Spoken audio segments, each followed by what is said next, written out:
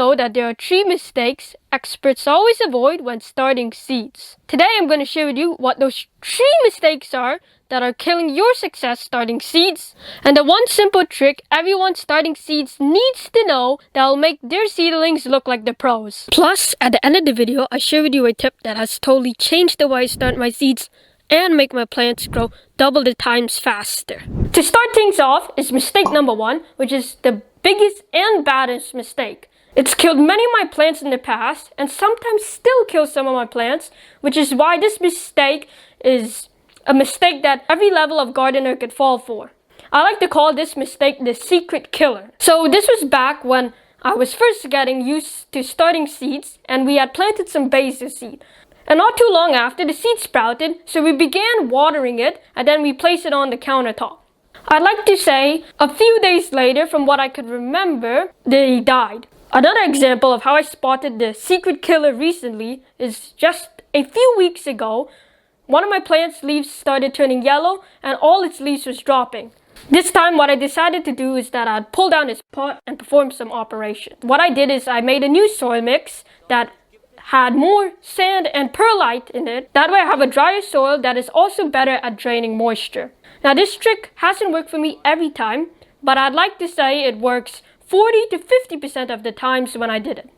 So the first big lesson is that you use enough things in your soil mix for your seedling, so like perlite and sand, to allow for excess drainage of water. Also, you should always check your seedlings with a finger before you water to avoid overwatering. If the soil is wet, don't water. If the soil is dry, don't water.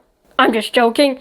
Unless you have a bigger pot, then you wouldn't want to water right away, because the thing is with big pots have more water at the bottom, so you want to leave it for a little longer before you water it again.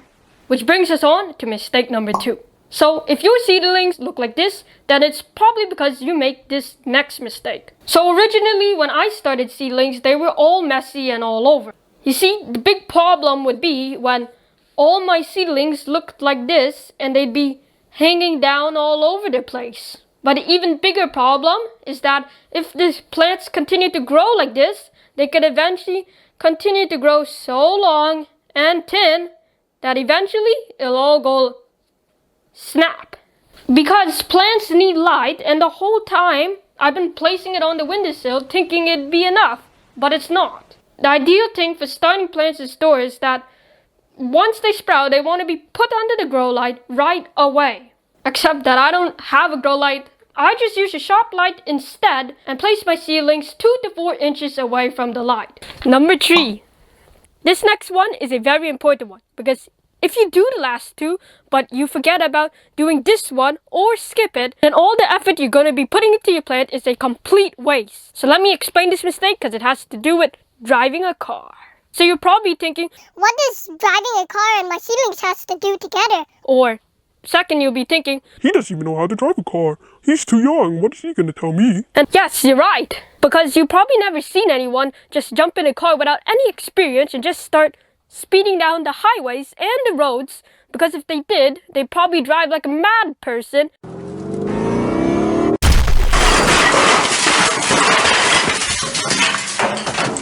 and crash into stuffs. Am I right? And so the proper thing would be for them to get a driving instructor that could teach them how to drive first, and they could learn slowly, right? Well, the same principle that applies to driving and learning to drive, we want to apply it in the same way to our plants and how we take them outside, because we can't just push them outside and expect them to do fine, because it's the main test for them of the outside element. So the proper thing is that we want to slowly adjust them to the outside. But how do you do that? For the first week, when you carry your plants outdoor, you want to be placing them in a shady and not too windy area. And you want to leave them there, that way they could get adjusted to this slight wind, because if wind is too strong, it could cause the stem of the plant to crimp over and then it'll kill your plant.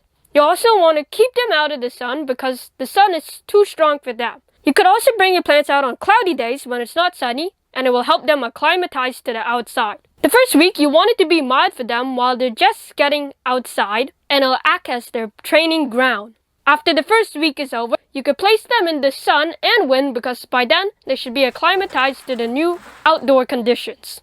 Now remember when I said with you earlier that I'll share with you an extremely powerful tip that you could use on your seedlings to make them look like the pros. Well, I'm going to show you that now, and it has to do with eating breakfast. But before I could do that, I have to call up one of my good friends. Don't mind my telephone. This is what phones actually used to look like. So let me just start them up.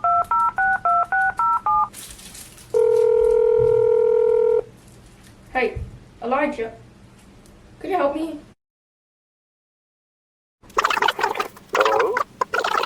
What did you say? Okay, good. So now I'm gonna teleport this bowl over to him and watch what happens when he gets it.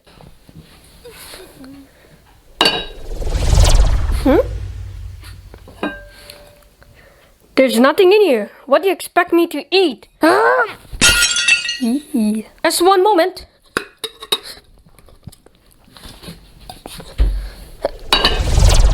Did you get it? Yeah, but there better be something in it. So you see, the first time when I sent him the bowl, it had nothing in it and it made him frustrated. But when I sent him the second bowl this time and it had food in it, he could eat it and it'd make him happy because his tummy won't be hungry anymore. Well, the same goes for our plants because even they need food to survive. When you feed your plants, it'll make them happy and they'll show their happiness by growing faster and in the color of the leaves being a nice vibrant green.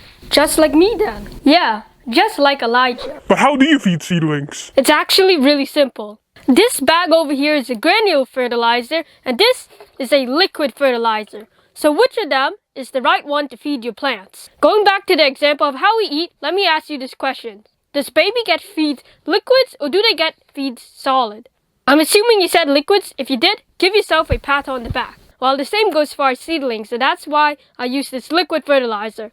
To apply it, all you need is a very little amount, like about 1 teaspoon per liter of water, and you'll want to water your plants with it every week or every other week. Now it's time for the bonus tip that will double and triple the speed of the growth of your plants, and it's the same thing that the nurseries use when they start their seeds. So like most of you, I start my seeds indoor to get ahead of the growing season.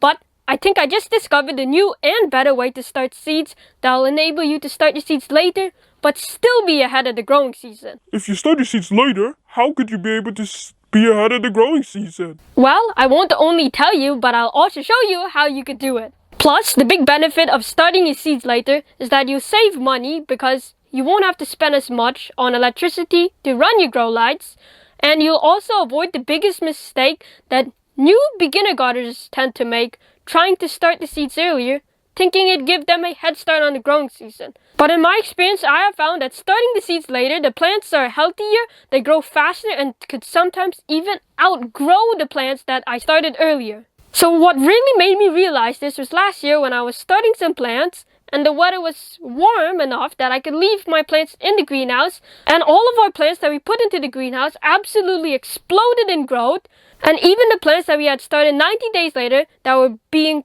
partly neglected catch up and grew as fast to the plants that we started earlier. So now I'm going to share with you how you can harness this plant growth hack for yourself. All you need to do is first grab a cardboard box that is big enough to fit your plants. Then you can cut them out with an X-Acto knife or scissor so that your box looks something like this. Afterwards, you want to get some clear plastic and tape it to the box, making sure to avoid leaving any big gaps where air could leak out. Once you finish taping all the sides, your mini greenhouse is finished and you can start placing your plants in it. Now, if you want to know an easy way to fixing mistake number 1, which we talked about earlier, so that you don't have to start over, you can click this video over here to learn how to fix leggy seedlings with instant results.